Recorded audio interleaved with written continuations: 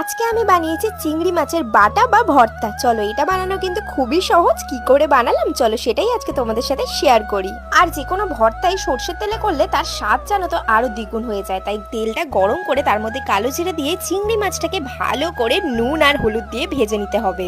তারপরেই দেখো চিংড়ি মাছটা ভালো করে ভাজা হয়ে গেলে বাটিতে তুলে নিতে হবে। এবার কিন্তু আবারও কড়াইতে সর্ষের তেল দেওয়ার পর শুকনো লঙ্কা দিতে হবে। আর ভর্তা মানেই হচ্ছে শুকনো লঙ্কা ভাজা। উফ, কি যে স্বাদ লাগে, জিভে জল চলে আসছে। শুকনো লঙ্কা ভাজা হয়ে গেলেই তারপর গরম তেলে রসুনগুলোকে ভালো করে লাল লাল করে ভেজে নেব। এবার কিন্তু একটু পেঁয়াজ আর 2 টুকরো কাঁচা লঙ্কাটাও আমি ভালো করে ভেজে নিলাম। আর এটা ভাজার পরেই শুকনো লঙ্কা, রসুন, চিংড়ি মাছ সব আবার একবার কড়াইতে ভালো করে ভেজে নেব।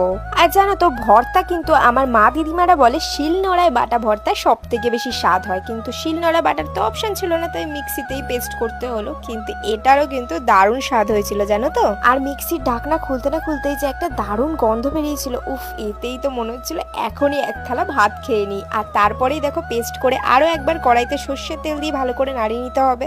আর তারপরে একটু সর্ষের তেল, কাঁচা লঙ্কা, ধনেপাতা দিয়ে রেডি হয়ে গেল আমাদের চিংড়ি ভর্তা। তারপরে গরম গরম এক থালা ভাত, কাঁচা লঙ্কা আর তার সাথে ভর্তা, উফ, খাবারটা জমে গেল। এরপরে কোন ভর্তার রেসিপি তোমরা দেখতে চাও